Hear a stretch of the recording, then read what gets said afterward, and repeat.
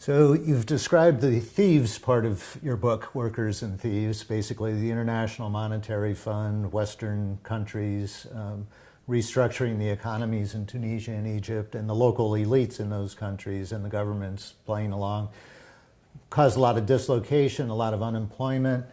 And in the 70s and 80s, there was quite a bit of labor reaction to that. But it was really the first decade of the 21st century where we see really huge new kinds of labor actions continuing to react to this economic dislocation. Yes. Let's talk about that period, So, the workers. In Egypt, beginning from about 1998, which is when the government ran out of money to pay people to take early retirement from the public sector, the number of strikes and other collective actions began to escalate. So from about 33 a year between 1984 and 1994, it got to be over 100 a year. And then in 2004, when a new government was installed, a government of businessmen as it was called, because all the... And they actually called it that. Yes, they did. That was what it was popularly known as. The government itself didn't call themselves that, but the people did. Because all the economic ministers, tourism, the investment industry, had PhDs in economics or MBAs from Western universities, and they completely bought the neoliberal Washington consensus. They were totally on for aggressively implementing the program, and they did. So the number of strikes and collective actions jumped up immediately that year to 266, 70% of which occurred after July of 2004 when the government was installed. And then for the rest of the decade, very elevated numbers in the 200 to 400 a year range of strikes and other collective actions. And politically, the most important ones were two strikes at the Misr Spinning and Weaving Company, which is popularly known as Ghazal al-Mahalla. It's the largest industrial complex in the entire Middle East and North Africa, 22,000 spinning and weaving workers, and also ready to wear clothing, sewing is going on there. And they won these two enormous strikes in September of 2006 and December of 2007. The first strike was initiated by women, so a very big deal in that respect, all other things aside. Is this the one where the women started and they went over the men's side of the factory and Yes. said, here are the women, where are the men? Yes, the women embarrassed the men into going on strike in the first of the two strikes. That was a little bit set up because their foreman, and a foreman in Egypt counts as a worker, encouraged them to do that. So it was a kind of, he and his colleagues who were for the strike on the men's side had kind of planned this, and he encouraged the women to take the initiative. But he was very proud of them. They did a great job. And some of them stepped forward and became leaders afterwards.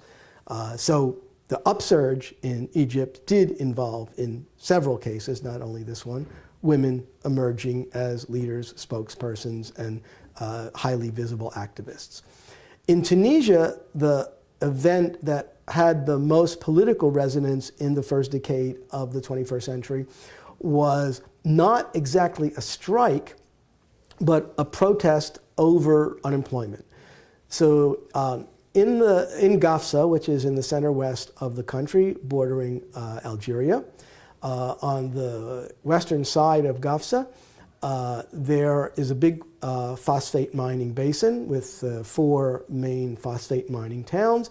And the Gafsa Phosphate Company was originally a French colonial enterprise set up in the 1890s and then nationalized when Tunisia became independent in 1956. And in the 1980s, they had about 15,000 workers. And consequently, there was basically no employment in this part of the country because anybody who wanted a job, you could work in the mine or you could work in one of the companies that were auxiliary to the mining company. Processing the ore. Yeah. Yeah. And people even migrated to get jobs there.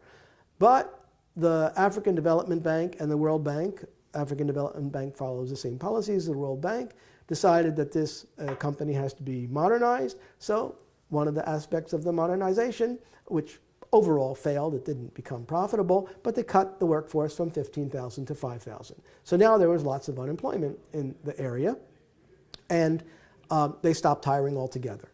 And then they decided, okay, we are going to open up hiring, and the way they did that was you have a competitive examination, and children of miners who were killed or severely disabled on the job get extra points on the exams that give them a leg up.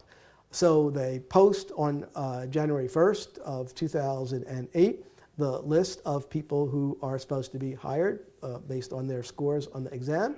And people look at the list and they say, no, you all cheated. You gave the jobs to people who belong to the ruling party, friends and family members of the local mining union head who was a stooge of the regime.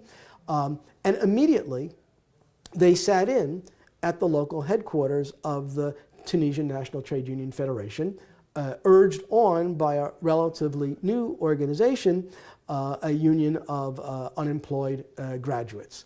People who had graduated from the University of Tunis and eventually other universities and didn't have jobs.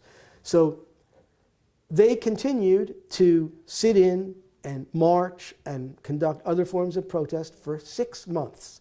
And it was a huge local rebellion involving thousands and thousands of people on an almost daily basis at some points. And eventually there was massive repression. So here is this. I just want to emphasize one point. They were sitting in at the Union Federation Yes. headquarters because the leaders of the actual leaders of the union, so-called leaders, weren't leaders. The higher ups were allied with the government and the corporations. And the people that organized this strike were union members, but acting on their own, right? The people who organized the strike were mostly unemployed, people who wanted jobs. So there's two versions of the union in Gafsa. There's the mine workers union, the leadership of which was completely complicit with the authoritarian regime of President Ben Ali. But there's the local federation of the National Federation of Trade Unions, which includes the elementary school teachers, the high school teachers, the healthcare workers, and other sectoral unions, and they were for the people. So they were enough of a force in the local regional federation to encourage people.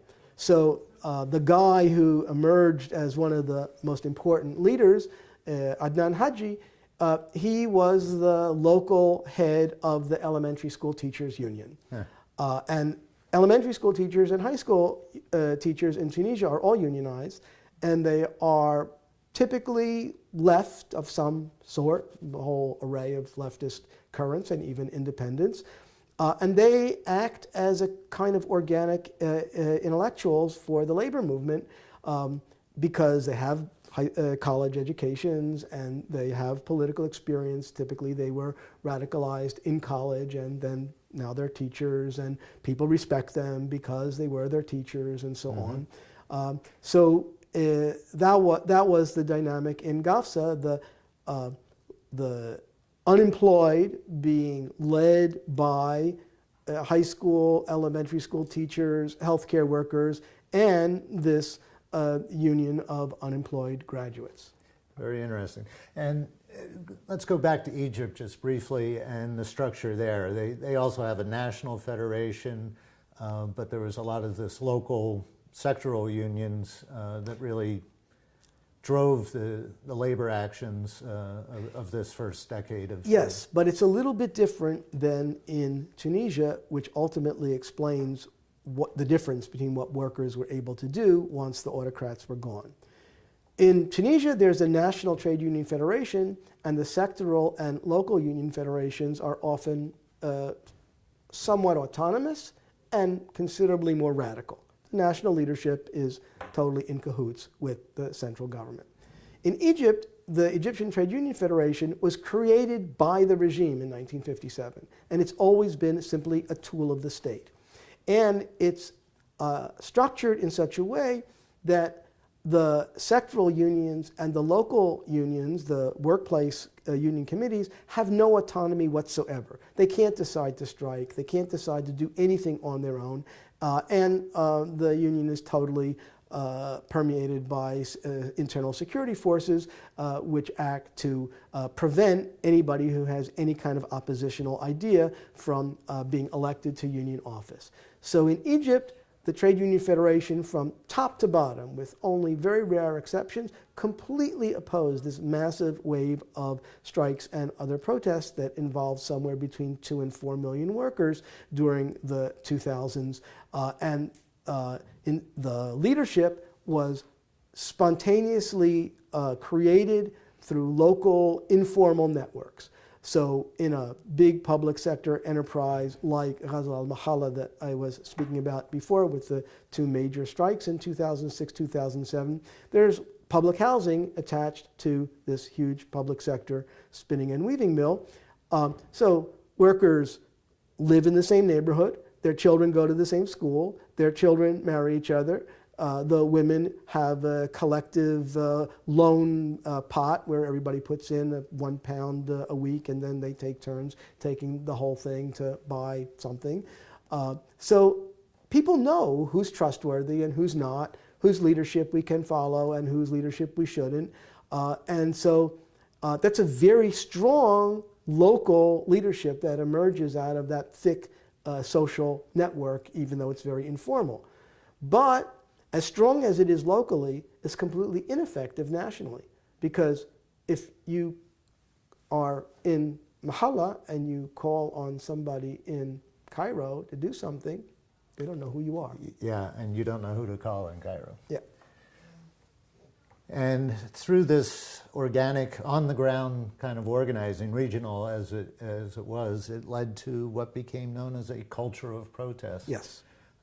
During the early 2000s. Yes, in which the workers were numerically the largest part, but the liberal intelligentsia based in Cairo primarily and in Tunis got most of the press.